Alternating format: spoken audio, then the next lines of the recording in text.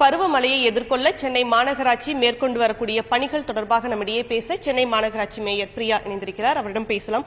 வணக்கம். பருவமழை இன்னும் சில மாதங்கள்ல துவங்க இருக்கு. மாநகராட்சி எத்தகைய முன்னெச்சரிக்கை நடவடிக்கைகள் எல்லாம் மேற்கொண்டு வருது?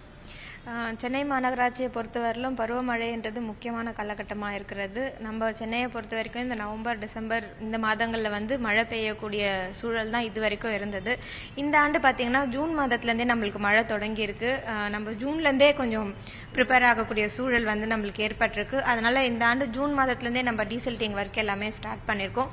முதல் கட்டமாக ஒரு மண்டலத்துக்கு 50 லட்ச ரூபாய் அப்படின்னு வழங்கி எல்லா பகுதியிலுமே டீசல்டிங் ஒர்க் வந்து துவங்கப்பட்டு நடைபெற்று இருக்கிறது. இப்பொழுது இரண்டாவது கட்டமாக வரக்கூடிய அடுத்த மாதத்தில் வந்து டீசல்டிங் மறுபடியும் கொடுக்க இருக்கிறோம். இது வார்டு வாரியாக வந்து டீசல்டிங் வந்து நாங்கள் பண்ணுமாறு தெரிவித்திருக்கிறோம்.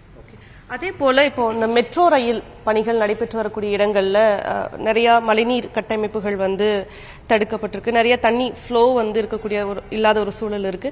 இதுக்கு நம்ம என்ன பண்ணியிருக்கோம்? இதனால வரக்கூடிய பிரச்சனைகளை தவிர்க்க மாநகராட்சி மேற்கொண்டிருக்கக்கூடிய நடவடிக்கை என்ன? சென்னையை பொறுத்தவரையிலும் பல்வேறு திட்டங்கள் மூலியமா வந்து வளர்ச்சி பணிகள் வந்து மேற்கொள்ளப்பட்டு வருது. இது அனைத்துமே பொதுமக்களோட வாழ்க்கையை வந்து இயல்பாக்கக்கூடிய சூழலுக்காக தான் இந்த நடைமுறைகள் வந்து திட்டங்கள் வந்து செயல்படுத்தப்பட்டு வருகிறது. அதில் ஒரு சில பகுதிகளில் வந்து இப்போ சிஎம்ஆர்எல் துறையினால வந்து 21 பகுதிகள் வந்து கண்டறியப்பட்டு மாநகராட்சி சார்பாக புதிதாக கட்டமைக்கப்பட்ட இந்த மழைநீர் வடிகால் பணிகளில் வந்து சிதிலம் அடைந்திருக்கு. ஸோ சிஎம்ஆர்எல்லோடு இணைந்து அந்த துறையும் எங்களுக்கு தெரிவித்திருக்காங்க. செப்டம்பருக்குள்ள வந்து அந்த பகுதிகள் எல்லாமே சீர் செய்து தருவதாக. ஸோ எல்லாருமே ஒருங்கிணைந்து வரக்கூடிய பருவமழை வந்து எதிர்கொள்ள தயார் நிலையில் செயல்பட்டு வருகிறோம். அதே போல முடிக்கப்பெறாத பணிகள், மழைநீர் கட்டமைப்பு, அதே போல தூர்வாரக்கூடிய பணிகள், சாலை பணிகள், இதெல்லாம் இந்த காலகட்டத்துக்குள்ள முடிக்கணும் அப்படின்னு மாநகராட்சி அலுவலர்களுக்கு ஏதாவது உத்தரவு பிறப்பிச்சிருக்காங்க? கண்டிப்பா. இப்போ நம்மளுக்கு சாலையில பொறுத்த வரைக்கும் சாலை பணிகள் வந்து இப்போ கடந்த 2 வாரத்துக்கு முன்ன வந்து விடப்பட்டிருக்கு. ஸோ அதில் வந்து 2086 சாலைகள் வந்து தேர்ந்தெடுக்கப்பட்டு அந்த சாலை பணிகள் எல்லாமே துவங்கப்பட்டிருக்கு. அந்த பணிகள் எல்லாமே மழைக்காலம் அக்டோபருக்குள்ள வந்து முடிந்த அளவுக்கு சாலைகளை போடுமாறு அதிகாரிகளுக்கு அறிவுறுத்திருக்கும். ஏன்னா மழைக்காலங்கள் வந்து சாலை போட முடியாது அப்படின்றது எல்லாருக்குமே தெரிந்த ஒரு விஷயம். அதே போல் டீசல்டிங் ஒர்க்கும் வந்து செகண்ட் ஃபேஸ் வந்து துவங்க இருக்கிறோம். ஸோ இது தாண்டி பேட்ச் ஒர்க் வந்து பண்ணுமாறு அறிவித்திருக்கோம். சில சாலைகள் வந்து சில பகுதிகளில் மட்டும் வந்து சேதமடைந்திருக்கும். ஸோ அந்த பகுதிகளெல்லாம் பேட்ச் ஒர்க் செய்யுமாறு தெரிவித்திருக்கோம். இது அனைத்துமே வந்து செப்டம்பர் மாதத்துக்குள்ள முடிக்குமாறு அதிகாரிகளுக்கு வந்து அறிவுறுத்திருக்கிறோம். அதே போல இப்போ தாழ்வான பகுதிகளில் மக்களை வெளியே பாதுகாப்பான இடங்களுக்கு வைக்கிறதுக்கு நிவாரண முகாம்கள் அமைக்கக்கூடிய பணிகள் ஏதாவது முன்னெச்சரிக்கை நடவடிக்கை மேற்கொள்ளப்பட்டிருக்கா? அதே போல கண்ட்ரோல் ரூம், இந்த மாதிரியான வசதிகள் எல்லாம் இப்போ எந்த அளவுக்கு அதோடைய நடவடிக்கைகள் இருக்கு? கடந்த முறை வந்து நம்ம ICCC மூலியமா தான் சென்னை மாநகராட்சி முழுவதுமா என்னென்ன பகுதிகளில் தண்ணி இருக்கு அப்படின்றத நம்ம கண்டறிந்தோம். ஸோ இந்த ஆண்டும் வந்து அதே ICCC மூலியமா வந்து நம்ம இன்னும் நவீனப்படுத்திருக்கிறோம். ஸோ அடிஷ்னலாக வந்து ஆட்கள் வந்து போட்டிருக்கோம். இப்போ 1913 தான் வந்து பொதுமக்கள் வந்து கம்ப்ளைண்ட் ரைஸ் பண்ணுவாங்க. ஸோ 1913 பொதுவாக 10 நபர்கள் இருக்கிறாங்கன்னா கூடுதலாக 50 நபர்களாக அதை உயர்த்தி வந்து இந்த மழைக்காலங்களில் வந்து பயணிக்குமாறு தெரிவித்திருக்கோம். அதே போல் வார்டு வாரியாக வந்து ஒரு 5 நபர்கள் வந்து கொடுத்துருக்கோம்.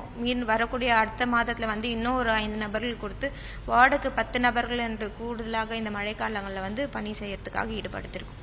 அதே போல நீர்நிலைகளை தூர்வாரக்கூடிய பணிகள் எந்த அளவுக்கு நடைபெற்று இருக்கு? இப்ப எவ்வளவு சதவிகிதம் முடிஞ்சிருக்கு? நீர்நிலைகள் வந்து தூர்வாரும் பணிகள் வந்து WRD துறை மூலமா பணிகள் மேற்கொள்ளப்பட்டு வருது. சென்னை மாநகராட்சி சார்பாக வந்து இந்த ஐசன் ரிமூவல், ஆகாய தாமரை இதெல்லாமே வந்து ரிமூவ் பண்ணிட்டு வந்துட்டு இருக்கோம். இப்போ சவுத்தில் பார்த்தீங்கன்னா வீராங்கலோடைன்றது நம்மளுக்கு மிகவும் முக்கியமான இடமா இருக்கு. ஸோ அங்கேயும் வந்து தூர்வாரும் பணிகள் வந்து துவங்கப்பட்டு நடைபெற்று வருகிறது. இந்த கெனால் பகுதிகளிலுமே வந்து தூர்வாரும் பணிகள் வந்து WRD தெரிவித்திருக்கோம். WRD வந்து ஸ்லட்ஜ் ரிமூவலுக்கு வந்து அவங்க துறை சார்பாக வந்து இந்த பணிகள் மேற்கொள்ளப்படுகிறது. சென்னை மாநகராட்சி சார்பாக மேலே இருக்கக்கூடிய ஐசந்தி இதெல்லாம் ரிமூவ் பண்ற பணிகள் வந்து மேற்கொள்ளப்பட்டது. அதே போல இந்த ஆண்டு குறிப்பா பார்த்தோம்னா டெல்லியா இருக்கட்டும், மும்பை, கேரளா எல்லா மாநிலங்கள்லயும் அதிகமான மழை பொழிவு இருந்து நிறைய பேரிடர்களை சந்திச்சது. ஸோ இந்த முறை ஒரு பெரிய மழை வரக்கூடிய பட்சத்தில் அதை எதிர்கொள்ள மாநகராட்சி எந்த அளவுக்கு தயாரா இருக்கு? பொதுமக்களுக்கு மாநகராட்சி சொல்லக்கூடிய அறிவுரை என்ன? மழை அப்படின்றது வந்து இயற்கையை நம்ம யாராலையுமே ப்ரெடிக்ட் பண்ண முடியாது. ஆனால் இந்த முறை வந்து மழை அதிகமாக இருக்கும் அப்படின்றத தான் வந்து தெரிவித்திருக்காங்க.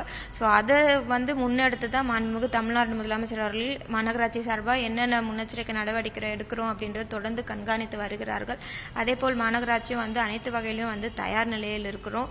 ஸோ பொதுமக்கள் வந்து மழை காலங்களில் வந்து ரொம்ப மழை இருக்குது, அதிகமாக இருக்குது, கண்டினியூஸாக 24 hours மழை பெய்யுது அப்படின்னா அந்த சூழலில் பொதுமக்களுக்கு தேவையான பாலோ பிஸ்கெட்டோ இதெல்லாம் வழங்குறதுக்கு அனைத்து தரப்புலையும் மாநகராட்சி இப்பத்துலேருந்தே தயார் நிலை வந்து ஏற்பாடு பண்ணிட்டு வரும்.